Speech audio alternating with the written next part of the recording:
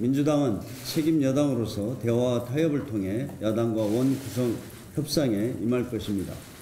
국회의 규정과 관례에 따라 조속한 협상 타결을 위해 협력해 주시기 바랍니다.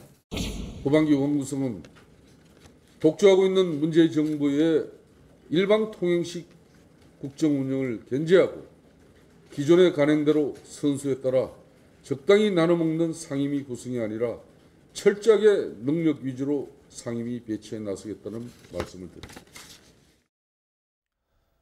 자, 정천장으로 들어가 보겠습니다. 지금 보셨습니다만 조금 전부터 국회에서 그러니까 20대 국회 후반기 2016년 4.13 총선이었죠. 그때 구성된 국회가 벌써 전반기를 끝냈고 이제 후반기를 시작하는데 후반기 원구성을 위한 4당 원내대표 회담이 시작됐습니다. 그런데 어떻게 보면 이제 국회의장도 뽑아야 되고 그다음에 이제 상임위원장도 뽑아야 되는데 지난번에 6.13 지방선거로 인해서 지형도 좀 바뀌었고 여러 가지가 좀 달라지지 않았습니까?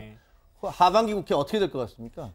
사실은 원구성이나 하반기 의장단 선거가 원래 약속되어 있던 시간보다 늦어진 거지 않습니까? 그렇죠. 그래서 국회가 멈춰 있는 상태인데 지금이라도 원구성에 임하고 국회로 돌아왔다라고 하는 것에 대해서는 참 고의적으로 생각합니다. 근데 지금 이제 저희가 보궐선거를 통해서 10석을 이제 더 확보해서 130석이 됐고 또 다른 그 야당의 정당 중에서 소위 말하는 남북관계에 있어서 조금 더 진보적인 성향을 갖고 계신 분들까지 다 포함하면 과반을 넘는 의석으로 이제 하반기 구성은 바뀌었기 때문에 전반기와는 조금 차이점을 둘 수밖에 없는 상황이다. 그리고 전반기 원구성을 할 때는 박근혜 대통령이 계셨고 그래서 자유한국당이 집권당이었기 때문에 구성되어 있었던 상임위의 배분이 이제는 집권당이 바뀌었기 때문에 정확하게 좀 바뀔 필요성이 있다라고 보여집니다.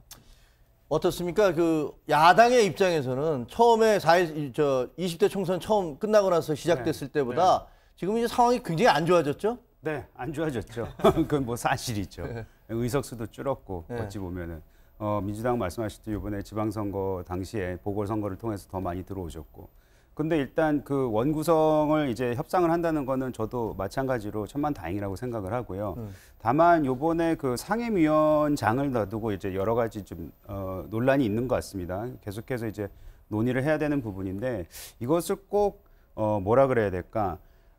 관행대로 해야 된다라는 것에서 벗어날 수도 있다고 생각을 해요. 왜냐하면 그 국회는 그 관행을 또 벗어나는 행동들을 여러 차례 해왔습니다. 기억나실지 모르겠지만 예전에는 집권 여당이 모든 상임위원장을 다 할 때도 있었거든요. 그렇기 때문에 그 시대에 따라서 또 상황에 따라서 어떤 상임위원장이 누가 하는 게 더 적절할 수 있고 또 그것이 국민의 삶에 도움되고 그리고 약간 우리 김성태 그 대표가 좀 강한 어조로 얘기는 했지만 저는 적절한 견제와 적절한 그 견제가 저는 중요하다고 생각을 하기 때문에 이런 부분 다 고려돼야 된다고 생각합니다.